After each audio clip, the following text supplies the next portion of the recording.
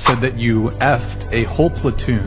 Oh, yeah. How did this unfold? Where were you? I was in Alabama working at Buffalo Wild Wings. Okay, and one of them came in and he was like, He would, yeah, and then he would stay for me, like, after work, and I'd be like, we go into my car. And, like, we would go to my car after work, like, do it. And then how did that translate into, yo, you should sleep with my whole platoon? It was like, bring your friends to eat some wings. And then I was like, oh, they're cute. And he was like, I was like, put me on. And he like put me on. And then he like put me on another, and put me on another. And then they put me on a whole nother batch that would come in. Here's the real question, Jeannie. What's your relationship like with your dad? It wasn't. He left before I was born. Blame the father. I do have that issue. This is why you must raise your daughters. Okay, dudes? Please raise your daughters. It's an evil world we live in. Pav, your date got mad you finished the sushi when he went to the bathroom. Damn, you ate all those pieces? Finished it that fast? I'm really hungry.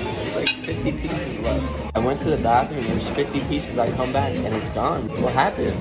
Me too, when you got up I thought you were done, I just honestly. had to use the bathroom. I didn't think you It's like, why would you get up to use the bathroom if you're not done eating? That's weird. Come on now, dog. Come on, man. I'm not joking. I have asked the last 3 dudes I've dated for their bank account info on the first date. What kind of shit is that? I don't judge people's actions. I look at the intention behind it. So like, why do you ask for that? Because I only want to date a wealthy guy that has money. Valid, so you're getting straight to the point. I think, I have a job. I'm very successful. So I think I have every right to be like, hi, are we on the same level or am I wasting my time? I don't give a fuck what you think, bitch. Cut that bitch off. Next caller. Quick one. As a caring parent, how do I prevent my daughter from being one of these 2 young ladies? I mean, 6:15 in the morning on a Friday morning, drunk as hell or drugged up as hell, whatever the case may be. How do I prevent this from being my daughter? Yeah, South Africa. Yeah. It was never gonna be you. It was never gonna be you. So for you to be so delusional and crazy like that, it's ridiculous. It's real. It's. Are you single, by the way? Yeah, I am. Why are you single? Sorry. Just, I don't know. I'm very picky. Will you be picky about me? You look pretty good. Can I get your number? Yeah, sure. You got the most? Fuck yeah. What's your name, by the way? Morgan. Morgan? She got you too. Oh, damn, 2 numbers? Wait. Why are you putting your number? What's your Instagram? You don't want me to put my number? Go ahead, put it in. Oh. I can't believe this is happening. What's your name? Here, Sarah. Sarah. You got a boyfriend. Yes. Show the boyfriend. Okay. Go to the boyfriend. This is my boyfriend. Can you see it? He has a long neck. That's my bae. Not for long. Girl, you can do better than him. Yeah, Right? Please, I've already said it. Do you think going out for ice cream is an acceptable first date? The internet has been divided over this question after this screenshot emerged of 2 people who met on a dating app. The guy says, I'm thinking we should go get some ice cream in this hot weather. And she says, I'm sorry, I'm 26 years old and I don't want to go on a low effort date like that. Now, while it sounds to me like these 2 people simply aren't compatible and it's good that they figured that out early, people are really split over it. On Twitter, the original post got over 4,000 in quote tweets and yielded so much discourse like this that generated even more quote tweets. But for just as many people who said that an ice cream date is not good enough, there were plenty who said that they would be happy as a freaking clam on an ice cream date. Others who said an ice cream date is a good opportunity to see if you guys actually get along in a low-stakes way and then pivot it to something more legitimate like a dinner date. And then others who began exploring what other types of unconventional dates they'd be happy to go on, like going to an escape room to figure out if that person is stupid. Eating a rotisserie chicken with your bare hands in complete silence, which sounds kind of hot. Or robbing the Whole Foods hot bar. The point is, romance can happen anywhere, be it an ice cream parlor or the jail you get sent to for shoplifting. So the difference between men and women when it comes to going out partying thing, going to bars, whatever, is that women run passive game. Women don't approach men really. You just put yourselves in positions where you can be approached by men. So you go to the club, you go to a bar, you go to a party. You're not going to DM a guy. You'll post a picture to kind of elicit men to DM you. So men are salesmen, women are marketers, and essentially in a committed relationship, a man should stop pitching, so going up to girls, sending DMs, and a woman should stop advertising. By you continuing to go out to bars, clubs, and parties, you're still putting yourself out there. That's oftentimes why women will find replacements really quick, because you were generating leads the whole time. My friends and I came up with a new way to categorize the guys that you're dating. It's genius, and it's by different types of bread. I'll explain. Let us begin. Let's start off with the bagel. He is perfect on paper. He checks every box, but there's something missing there. You can't put your finger on it. Everyone's like, he's perfect, give him a chance. But deep down, you know that there's not that spark. And if you end up dating this guy, you're probably going to end up breaking up with this guy. Next, we have Wonder Bread. This is your boy next door, like classic American guy. He has great parents, a great smile, probably a golden retriever, barbecues with his friends on the weekend, and then he's just good. Next, we have Sourdough Bread, and he's an acquired taste. Not everyone's going to like him, but if you like him, you're obsessed with him. But you have to give your friends the disclaimer when they meet him. You're like, you may not get him at first, but once you get to know him, you're gonna love him. And maybe they will.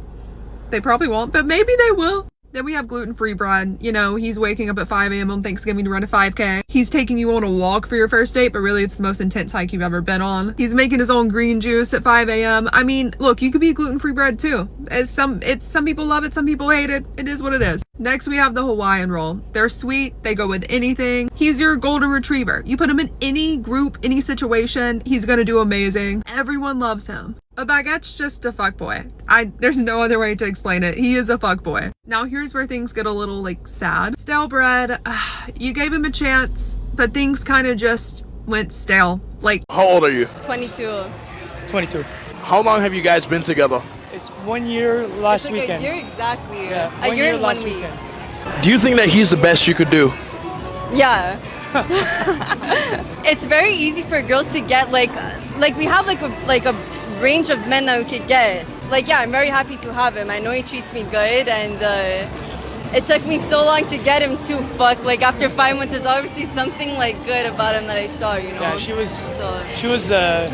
was chasing, you know. Like, as much as I didn't want, like she was always there, you know. Yeah. Do you think it would have worked if you were chasing her as much? Probably. No. Yeah, we've had this talk before. Yeah, probably no. not. 100% it wouldn't work because. I told you this. You were like one of the only guys that I couldn't get through him. I was like, what the fuck? Like, how doesn't this guy like want to be for it? No, I think it would have worked out very differently. I pat myself on the back for not trying too hard, you know. So do you think that she's the best you could do? Yeah, 100%. She's the most supportive girlfriend you can ever have. My friends and I came up with a new way to categorize the men you're dating, and it's by different types of bread.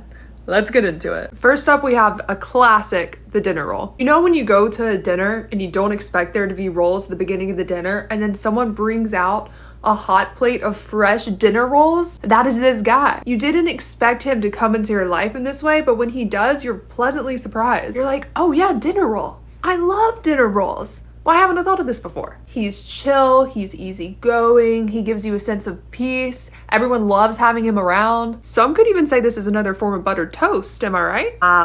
Mr. Croissant. Mr. Croissant? What, like Mr. Croissant, okay? I know what you're thinking. He's so interesting, he has so many layers. Girl, there's really a whole lot of nothing in there. And he'll butter you up, but he is flaky. He always bails on plans, and you'll make good excuses for him in the beginning because he's so cool and mysterious, but then you're gonna realize that he's always gonna bail on you and he's just not that into you, and that's okay. I know I talked about butter toast yesterday, but I forgot to mention burnt toast. When a guy becomes burnt toast, there is no going back. This man did you so dirty that you have to throw the whole thing out. Never again. If you go to your friends saying, oh, he's burnt toast now, I better not catch you trying to pick off the burnt pieces to get to the good. No.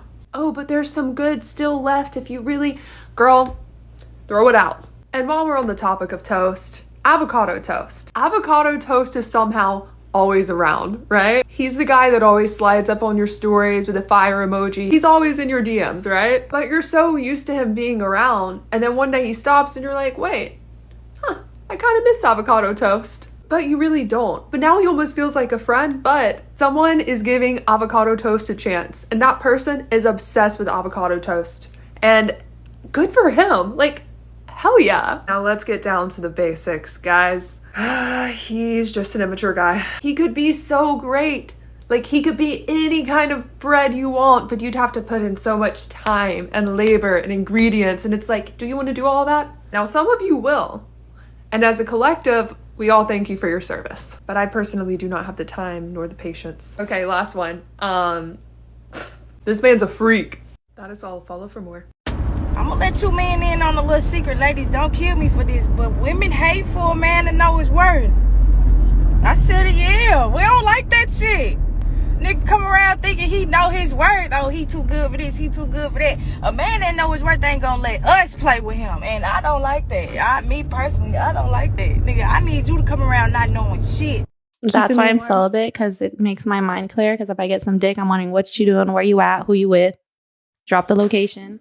What's the worst date you've ever been on? Just like going to a restaurant, they don't pay. This one time, this guy, we went mini golfing and he made me pay. A guy took me downtown and I basically paid for everything. But Did you have another date after or something? No, definitely not. Did you ever see him again? We worked together. You're not supposed to where you eat. Exactly, I know that. I don't think you do.